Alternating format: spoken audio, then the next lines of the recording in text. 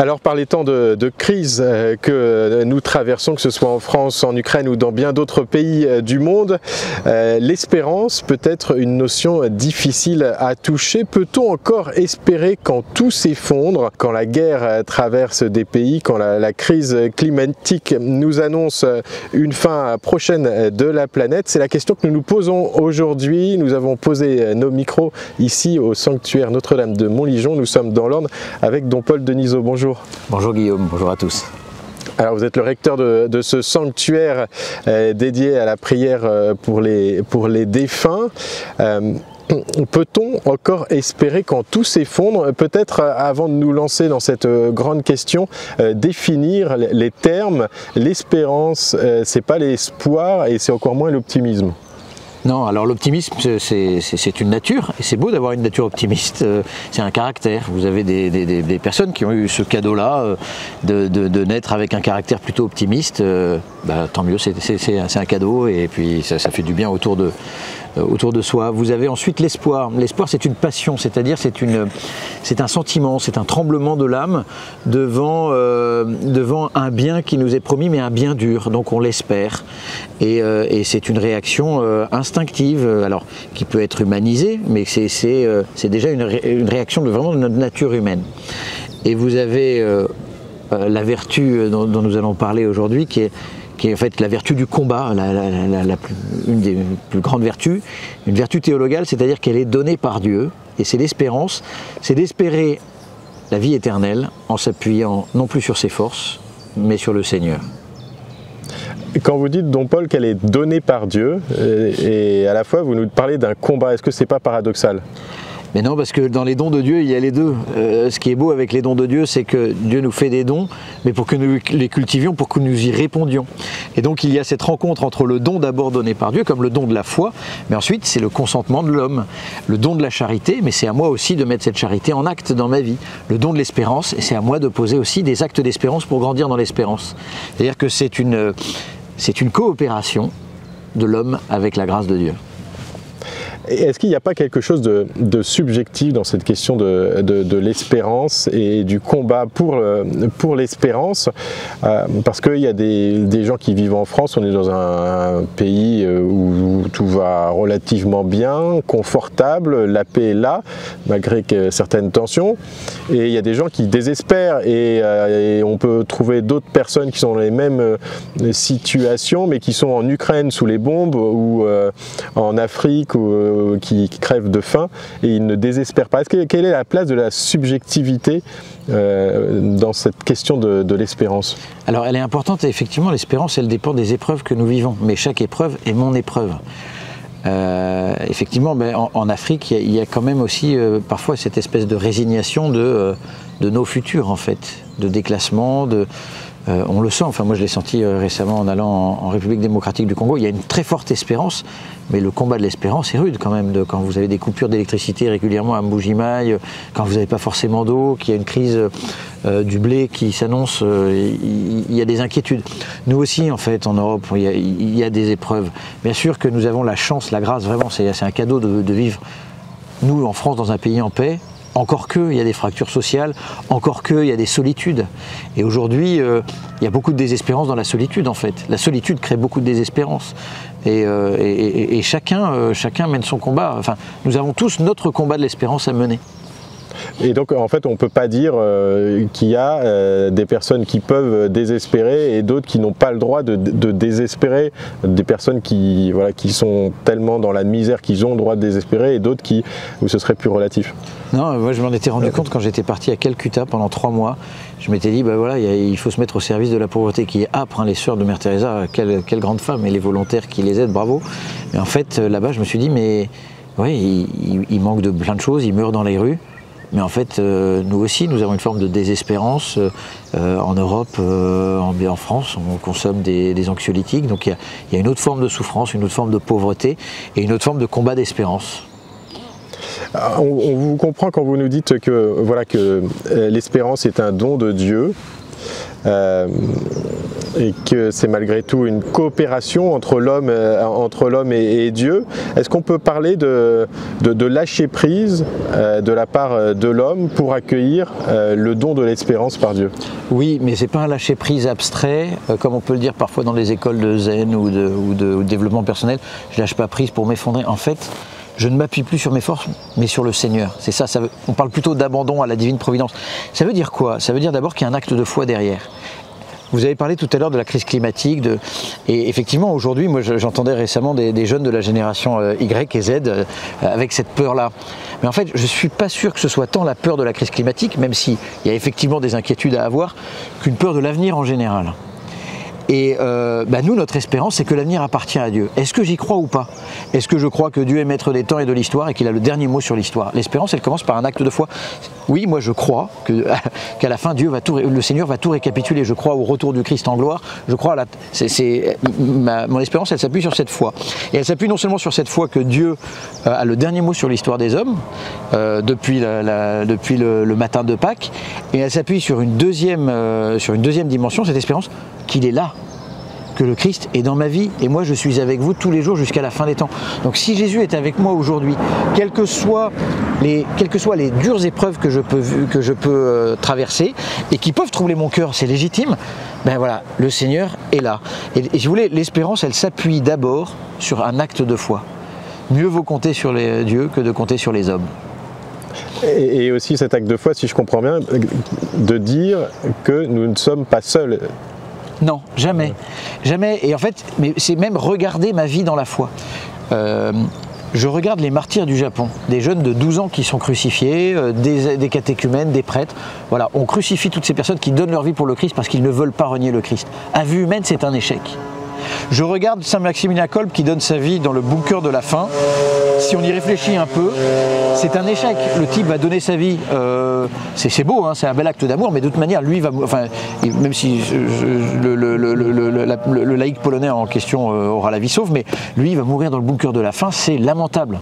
Encore plus, la croix du Christ, c'est l'échec humain. On avait mis tellement d'espérance, on croyait que Jésus allait sauver Israël, l'échec. Et en fait, le Seigneur nous dit, maintenant tu vas regarder cet échec avec ma présence. Et tu vas découvrir que c'est dans l'échec que je gagne, que je transforme le monde et que je répands mon amour sur le monde. Mais ça demande un acte de foi permanent en fait. Peut-on encore espérer quand tout s'effondre? C'est la question que l'on se pose aujourd'hui dans Sanctuaire Normand sur RCF avec vous, dont Paul Denisot. On est ici à Montligeon dans l'Orne. L'espérance, c'est un acte de foi, vous venez de le dire. Et donc, il y a à la fois la part de Dieu et la part de l'homme. Quelle est...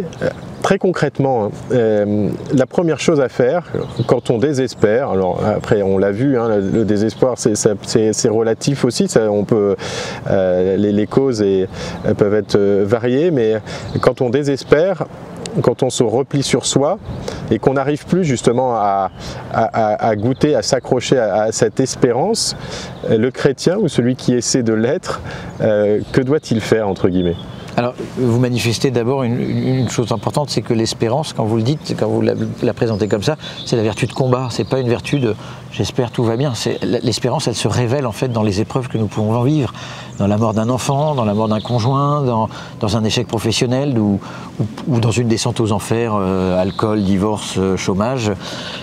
L'espérance, et vous l'avez dit aussi Guillaume, l'espérance, d'abord ça commence par pas se replier sur soi-même, parce que ça, c'est la tentation du désespoir.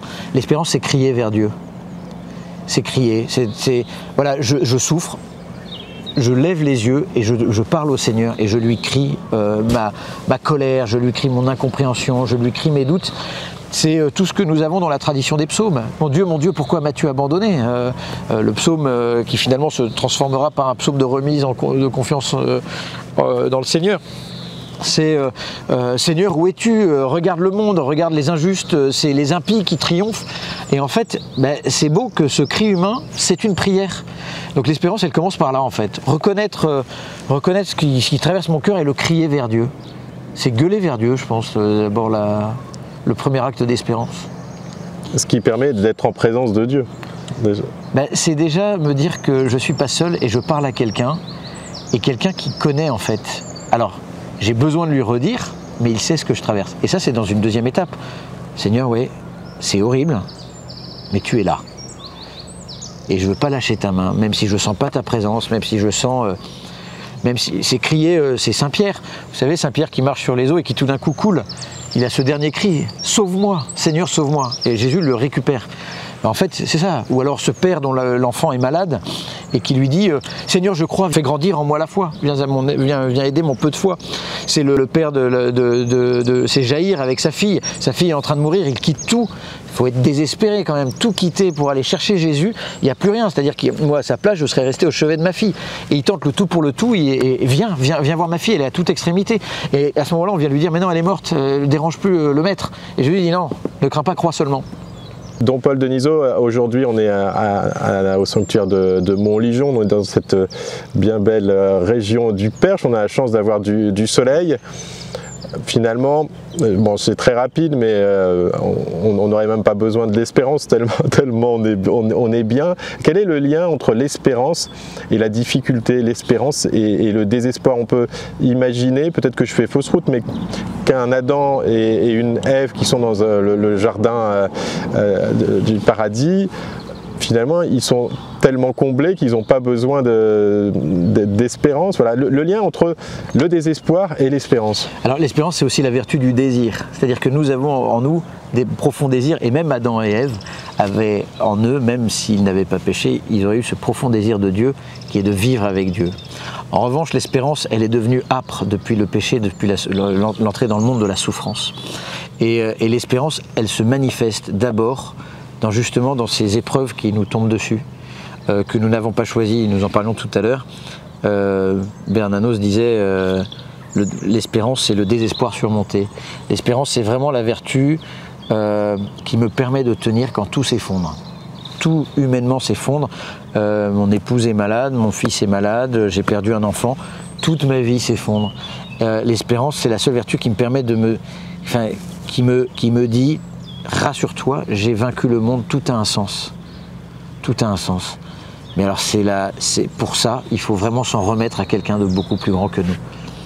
Et moi j'en parle facilement parce que, mais en fait, l'espérance quand elle se manifeste dans les périodes difficiles de nos vies, c'est ce que dit l'Épître aux Romains, Abraham qui espère contre toute espérance.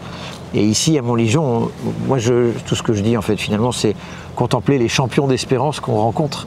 Il y a les grands saints, Abraham, la Vierge Marie qui voit son fils mourir en croix et qui consent. Elle ne sait pas du tout le projet de Dieu lui échappe, elle s'en remet au Seigneur. Toutes ces grandes figures bibliques, mais toutes les personnes qui viennent ici, des parents qui ont perdu un enfant et qui nous disent on est entre l'abîme et l'espérance et on a choisi l'espérance. Waouh! Et si vous voulez, on a besoin de ces témoins d'espérance. C'est eux qui illuminent nos journées. Et quand nous-mêmes nous désespérons, dire mais j'ai vu des gens qui ont traversé. Et Dieu était là en fait. Finalement, si je comprends bien, chacun a sa croix et chacun a porté sa croix. Mais c'est ce que nous dit Jésus, il ne s'agit pas de comparer nos épreuves. C'est toujours une tentation. Tout à l'heure, quelqu'un m'appelle en me disant voilà, j'ai peur pour ma femme, les analyses ne sont pas bonnes, mais bon, il y a des gens qui souffrent. Ouais, mais en fait, toi aussi tu souffres en fait. Et on a tous notre lot d'épreuves et on a tous notre croix. Celui qui veut me suivre, Jésus d'ailleurs, Jésus nous a jamais vendu une réussite. Hein. C'est pas du mal.